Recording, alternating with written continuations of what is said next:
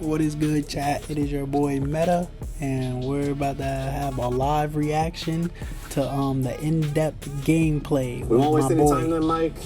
Let's get it. With my boy Joe Knows. My bad, I got a little trigger happy. Everybody wants to know. I will just preface this saying this is gameplay only discussion. Yep. So let's start where everybody wants to know. Defense. Nba2k27 is a big defense. That's what we need to talk about, man. That defense. point in 2k26, shot contest, the hands up mechanic. What can you tell us in the direction that you've taken it? All right, there's a lot here.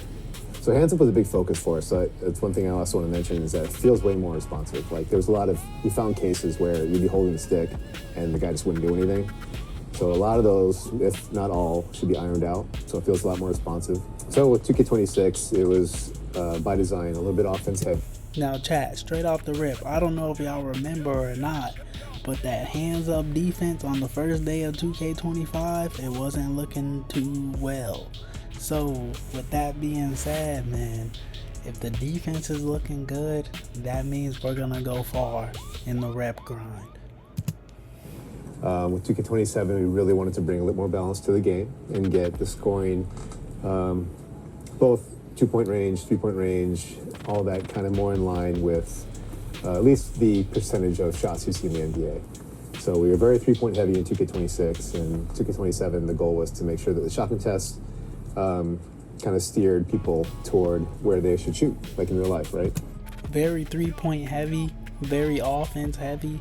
Everyone was shooting midi fades though, but I guess that explains why defense was so, like, you know, challenging. But yeah. And contests in general, we feel like they're in a pretty good spot. We're still making some tweaks, and you know, they feel like, yeah, you can get any stops when you're supposed to get stops. So good defenders are getting rewarded. You know, with shot contests, it's hard because it's easy to push something just a little bit too far, where all of a sudden no one can shoot, and then you dial that back even a little bit, and then you get a little bit of daylight. Depending on how good the person is on the stick, sometimes that is like an automatic bucket. So if it's not tuned precisely, or you know, it's always just a balancing act. Now, one more thing on shot contest, or with hands up. There's two versions of hands up now, and I want to make sure people know about the hands up, man up. Lock in, chat, because I'm telling you, man, with the defense and the contested system, the contest system this year, I'm thinking that even these up and under reversal type layups are gonna be OP. I'm gonna be skipping through this video too, cause like 20 minutes long, bro. Like we can like react together, but the thing is like I done already seen this video like 3 times. Because we tried this a couple years ago, it confused people and we took it out. So there's two versions. There's a conservative hands up. If you're holding the right stick down, that'll keep you 10 toes down, feet planted, and you'll wall up and you won't jump. No fouls. It's like a very conservative defense. A very conservative defense. If you're holding the right sticks down, his hands aren't up, but you're walling them up. It looks like 26 defense, where it's just a stare down. Then that's basically, but what does that do essentially? When do you know to do that? Chat, if you haven't already, go ahead and leave your boy a like and subscribe, and let me know down in the comment section yourself, what are we supposed to do with the right stick being down? Like, if it's like, I feel like the right stick being down should almost activate, like, do you guys remember the badge? Like, it was like Trapper, and like what it did, like its main purpose was to, like, you picked up the ball when they ran into you. If that's what the right stick does, then I feel like it will have like a little more like power. But yeah, if I'm walling you up with hands down, can I still move side to side? Or like, how does this really work? We're gonna have to figure it out day one.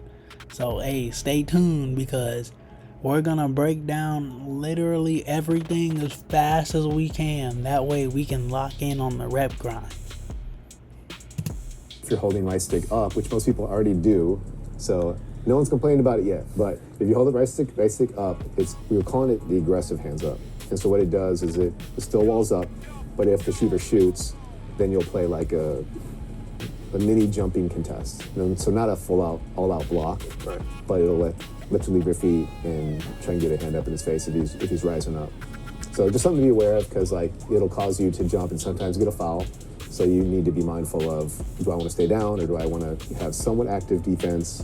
Because even on a driving layup, you'll get like some verticality blocks and contact shots with that mechanic. Whereas if you're holding down, he'll stay down and you won't get any of those. We talked shot contest. Let's go to the other thing. Shooting. One of your personal favorite features, rhythm shooting. Yeah. Is it coming back? How is it different? If it's different, is it going to be available in all game modes? What can you tell us, rhythm shooting 2K27? Yeah, rhythm shooting is back. Now, chat, the thing about rhythm shooting is, back in 2K25, it was good. Like, there was no problems with the rhythm. You could do it all day, every day. And you had the green, both timing and tempo. That is why it created a skill gap. And I feel like most people didn't really realize that in 25. So they just kind of like discarded the game. Most people really didn't play it. Like, the game definitely felt deserted during that year. But that was the rise of rhythm shooting. That's when over here on our channel we was grinding every day to hit legend, but we did it all with the rhythm shooting. Now that I'm moving back to square, some people are asking, is it gonna be like the equal playing field or whatever?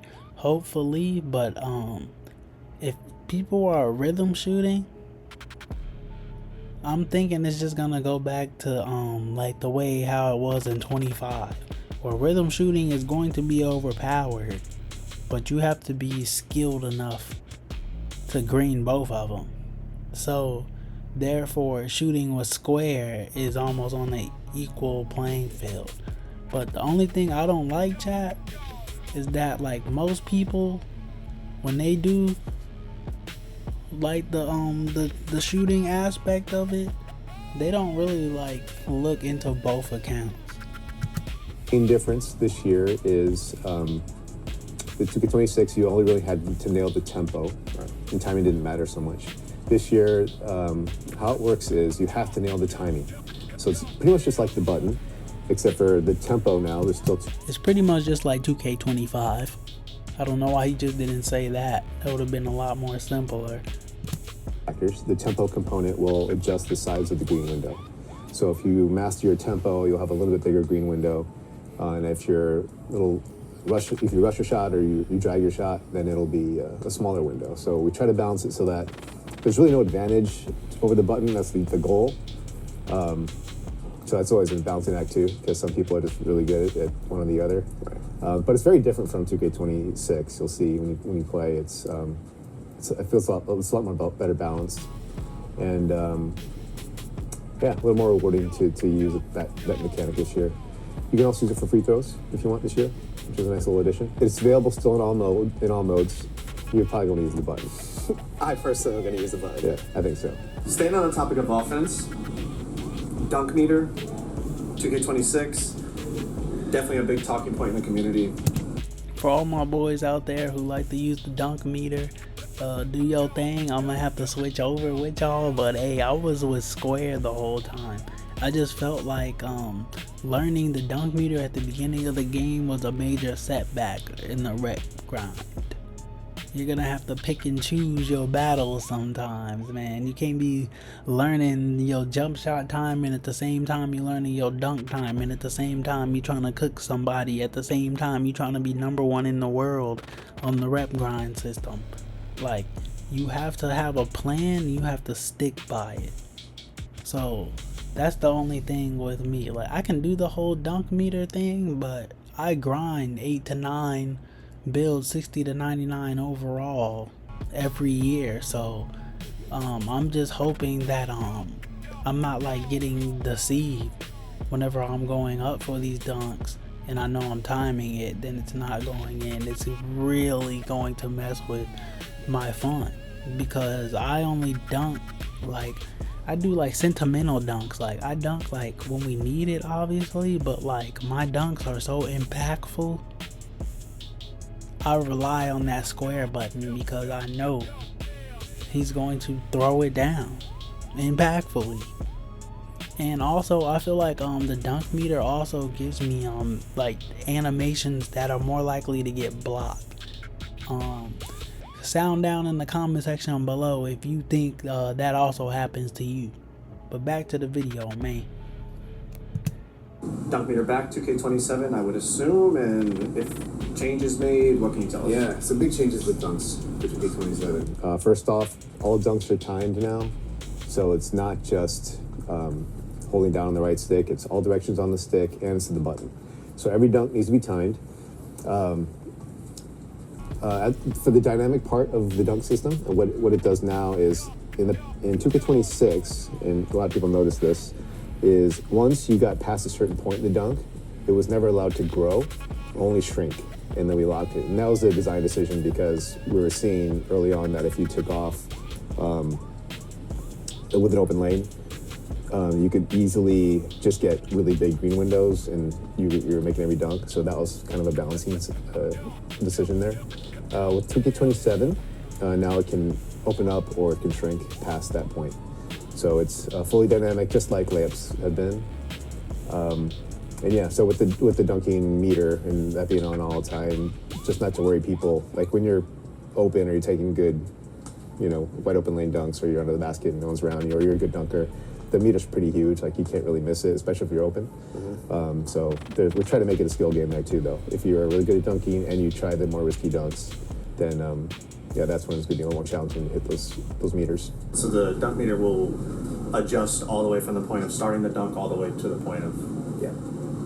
Yeah, and the better dunkers obviously will have a bigger window than the worst dunkers. Okay, shooting in 2K27. A big thing that's going around the community, RNG. Is it coming back? Are we staying, with the no RNG shooting system?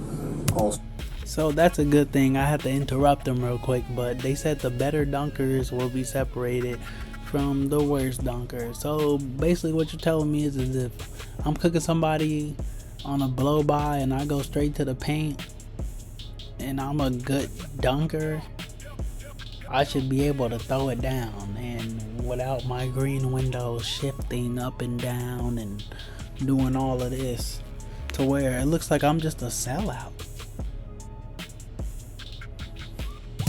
Oh, can you compare like green window size? Nobody likes to be a sellout. Prior 2Ks, what would you compare it to? Shooting overall. That's a really good and loaded question and difficult to answer question. Let me start off with the window sizes. They're tighter than last year.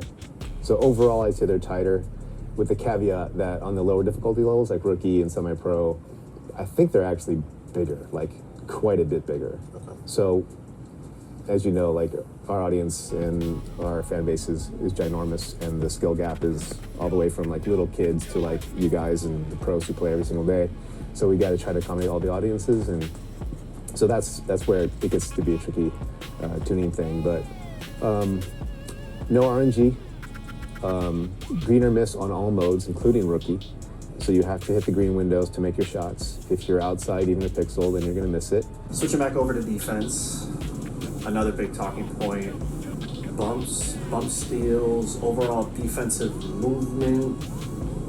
What's different? What can we look forward to? Huge emphasis for us this year across the board. It's defense. Defense is a lot faster, movement-wise. You'll cover a lot more ground. So you already know that first week, everybody gonna be like, "Can you shoot?" He can't shoot, cause everybody gonna be mad, and then they gonna be shooting with square. Watch.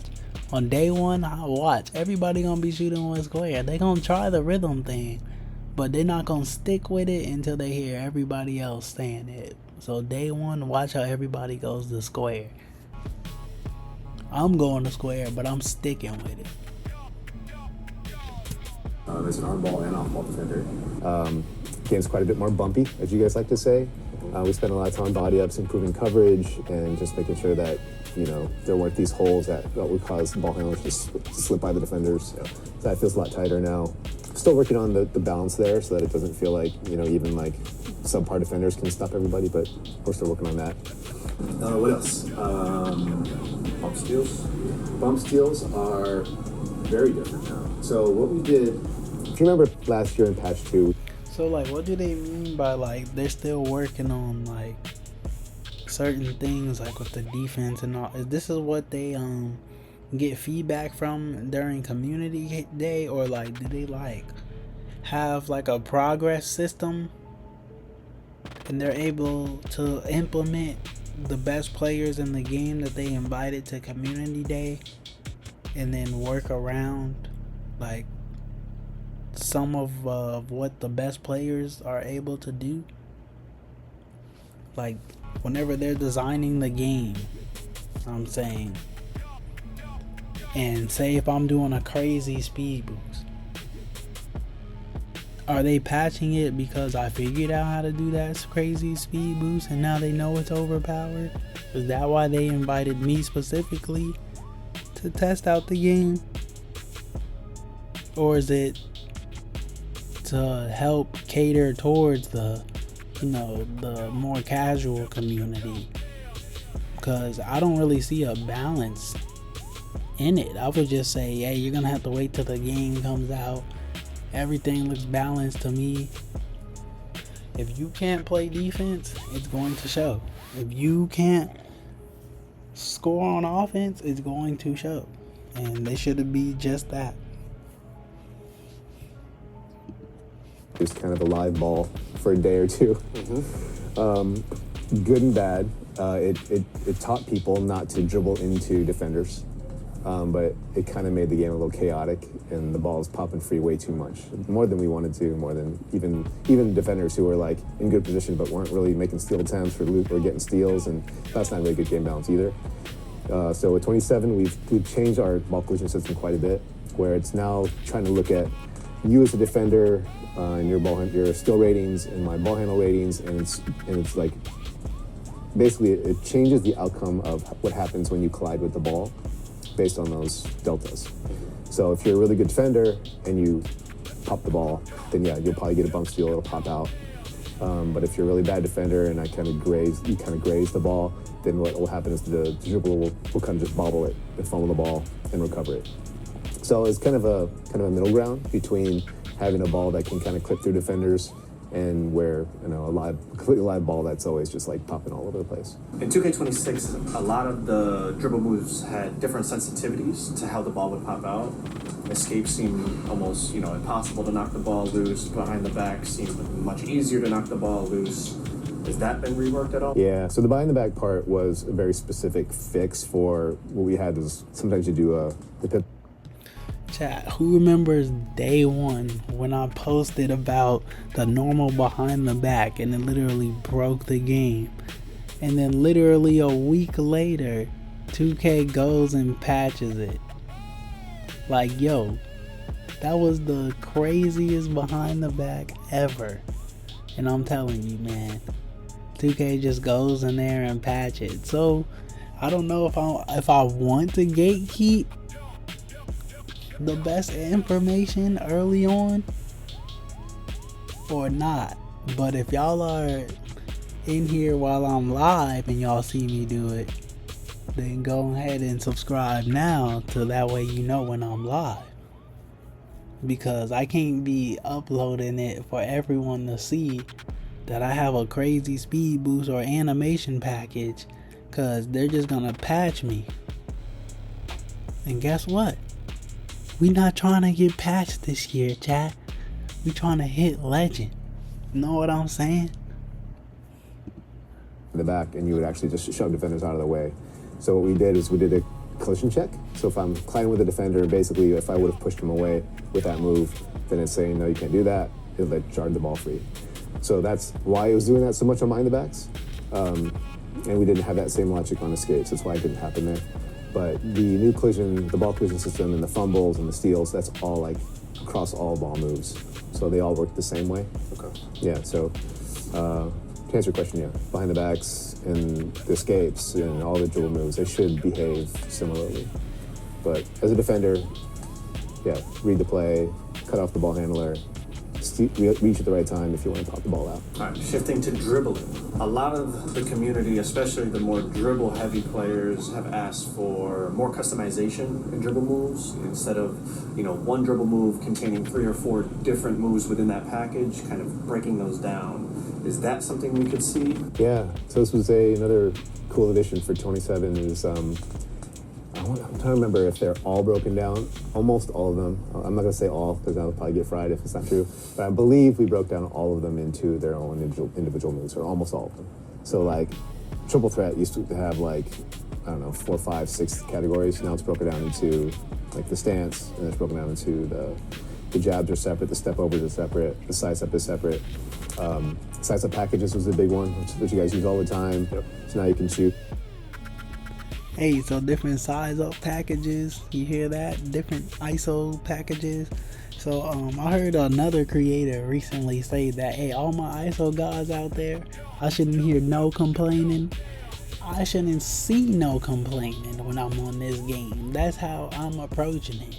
I shouldn't have to complain that the dribbling is all doo-doo and clunky and that I can only do certain explosive moves and stuff like that to score.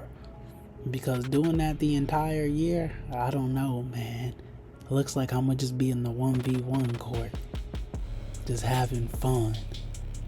But playing with other people, like in the rec, it's gonna have to come later in the season, later on in the year, if the dribbling mechanics are not what they're saying they're supposed to be.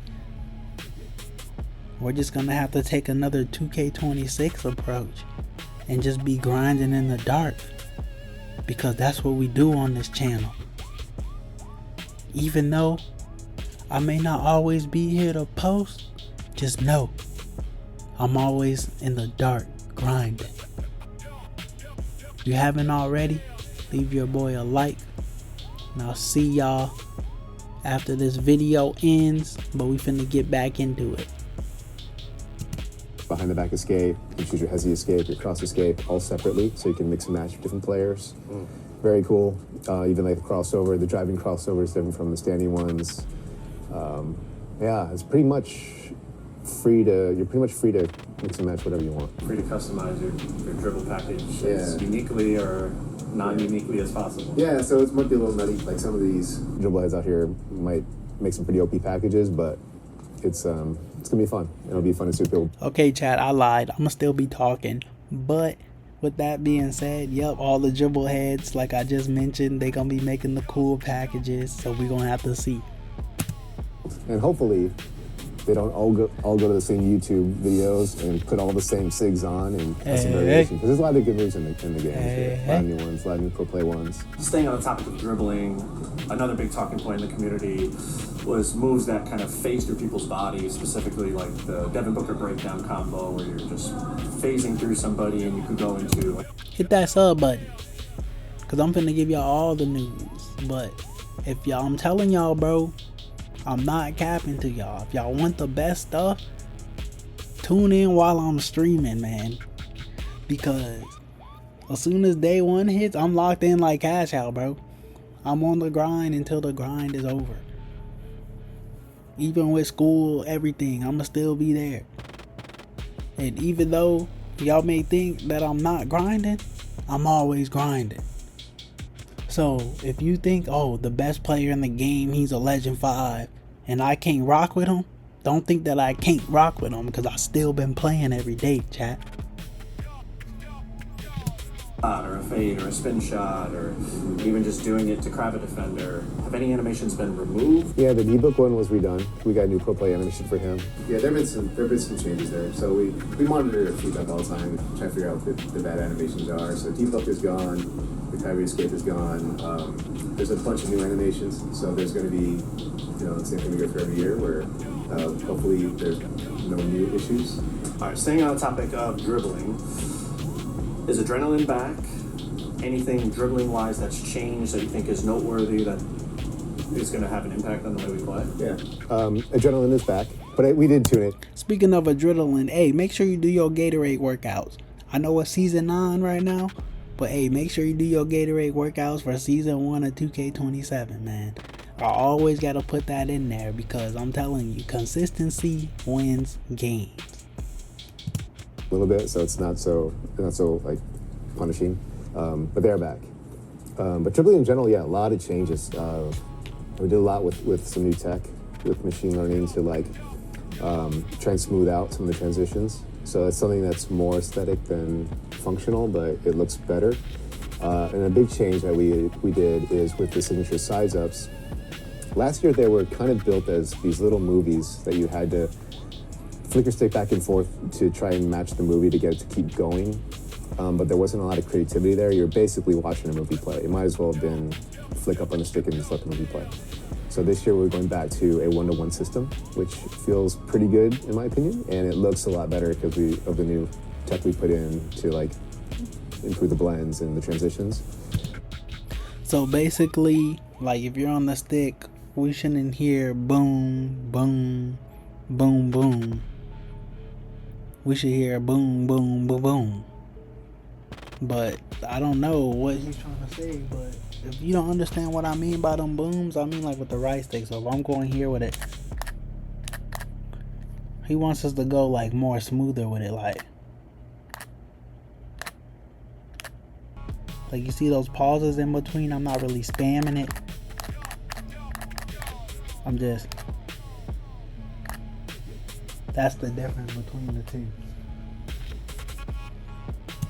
It feels better and looks better than it did 2 years ago when it was like that.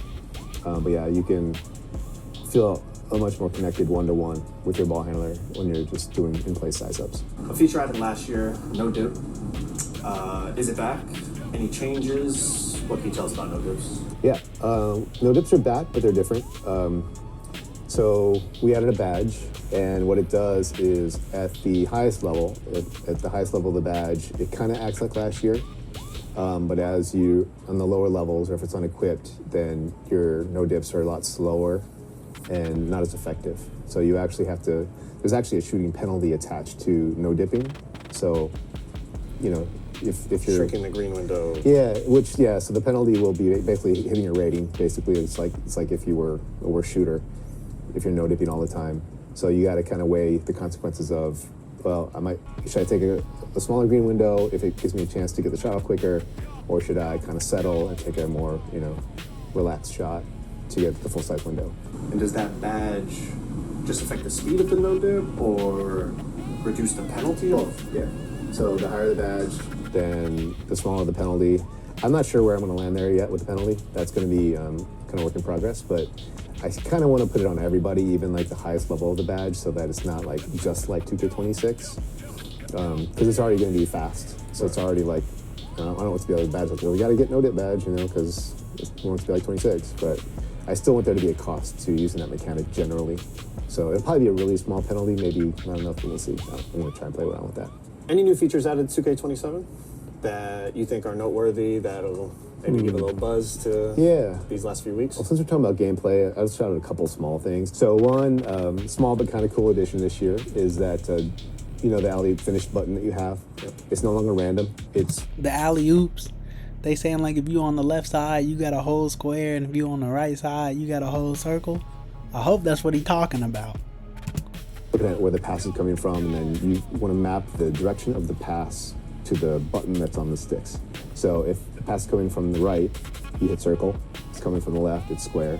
Make sense? Yep. And you can also use the right stick for that too. So if the pass is coming from your right, hold to the right. From the left, hold to the left. Or behind, go down. So a little. So like if I'm running from the baseline, the pass is coming from the left, so I'm holding square. Or chat. If I'm running from the baseline and the pass is coming from the other baseline, am I holding circle or square? Sound off in the comment section, man. Cause hey, this is something that we gotta talk about before the game comes out. mechanic, but it makes it a little more predictable. Mr. Mike Wing. There's a new no-look pass mechanic, which is kind of fun to use, where if you're holding if you're holding R1, it'll procedurally make the ball handler turn his head, kind of look away, and then use the right stick to throw the pass in the direction you want to throw it to. So it'll give you no look pass. Yeah, we don't really care about being fancy. We trying to win games. September finna come out, and we trying to win games. We'll worry about being fancy and all that later on. But yeah, just get on with the gameplay talk, bro. Cause you know what I'm saying, bro. When we get out there on that court, I better not be losing to no bums. Boost to like kind of thread the needle a little bit. At the cost of, if you're a bad passer especially, at the cost of seeing more like fumble catches and stuff. Right. So that's kind of cool. One of my favorites is the step-through mechanic. So what we're doing with this is like, you know how Ant is always like doing pump fakes and then taking another 2 steps to get to the rim, to get the shots off. So anytime you pick up your dribble, after a live dribble, you can do a step-through jumper or layup by holding the right stick in like one of 5 directions. So pretty cool. Not a lot of people are using it yet, but when they see how powerful it is, then they'll start using it again. Or not again, but start using it because it's just a cool way to score, and a different way to score. Going back to dribbling. Take note, all my 1v1 players, if you're clamped or boxed up, this might be something we might have to try out day 1 of the game. Like I might have to run in there, make a build, go to the court, and try that move out instantly. Cause then we're probably gonna spend about 20 to 30 minutes just mastering that move before we start you know what I'm saying, going straight to the 1v1 courts. Cause day 1, bro, we're going straight to the park, hit the 1v1 courts. We gotta learn our jumper before everyone, gotta learn our sigs before everyone, and then we'll start playing with teammates. You can do teammates later on in the day if you have some, but me, I don't really have teammates reliable enough for me to win it on a consistent basis. So I'm usually the guy who has to carry. So as the guy who has to carry on day 1, I need to make sure that I'm in that 1v1 court winning games and doing what I need to do to be a great asset for my team. Because remember, even though we're ISO gods on this channel and we play 1v1, whenever we play with teammates, we have to have the mentality that we have to be better than them just in case something goes wrong. You have to be able to win at all costs. So that is why we favor the 1v1. It's to master and hone our skills. A nice little addition is you can do, the movies, the size of movies you do by holding sprint and flicking up on the right stick. It's kind of a canned movie you get. We have a bunch of moving ones now. So if you're driving and you flick up on the stick, you can get a nice moving size up. Like chat, it's good to play 2v2, 3v3 on the first days or whatever. But you gotta remember, if you want to set yourself far apart, if you want to have that skill gap, if you want to be high up on the leaderboards, then you're gonna need to take an initiative. You're gonna need to know the mechanics on the first day. You playing 3v3 and being a corner sitter might end up costing you the first 3 months of the game, because you're only taking 1 or 2 shots a game while the point guard is throwing up 10 shots a game, and now he knows his jump shot and you still don't really. Yeah, you got a couple buckets here and there, but you didn't really get that isolation focus to where you knew off the rip, my player can win a game at will if needed. I don't need help. That's the way you wanna make your my players. You wanna make them that you can you can use help. Don't never deny help now. But I'm just saying, if there's no help around, you need to be the guy. You need to be that guy. You need to be the number one. Like my boy Cam be saying, you know? Oh, a nice way to break down your defender before you attack. Yeah, and I mentioned earlier some really cool dribble additions that are there. One thing with finishing I really like, two things. With advanced gathers, so like hop steps, euros, and spins, we detach the gather from the finish. So what you'll get with that is, like, if you remember Steph Curry's got a euro where he wraps around his back and he finishes, right? You had to be in a very specific spot to always get that animation. Now it plays much more reliably if you assign this Curry euro package, because that can play almost anywhere, and then it can branch to a dynamic finish that's like, you know, rim aware. So you get a lot more just reliable signatures that way, and you get some cool things that just, like, you know, you can kind of create different ways to finish. And on top of finishing, we have a new machine learning driven dynamic layup finishing feature, where what it does is, if you're a high level finisher, it can manipulate your hand and your arm to avoid being blocked, which is kind of cool. So it's subtle, like, instead of playing out the mocap as it originally was mocap, because so it's kind of like Slithery finisher, if y'all remember Slithery. Like, not only did like Slithery sometimes like make you blow by like the guy very easily, it gave you the best animation at the rim. That's what this badge kind of reminds me of a little bit, like Slithery. You're gonna be like more agile when you're going in for a layup and he's there at the last second. You can really use those up and unders, those scoopers, and all those more effectively, I guess is what he's saying. But back to defense, man. How effective are these gonna be? Can somebody just spam them all game? All right, Mike. Well, I appreciate you. Bet. That's what I like to hear. The gap between the good finishers and the bad finishers. As long as there's separation, that means there's gonna be, like, you know, consistent defense that will make us stand out and, like, you know, really thrive and really hit whatever rep we want to hit. But anyway, leave your boy a like, comment, and subscribe, and I'll see y'all boys in a little bit. We out.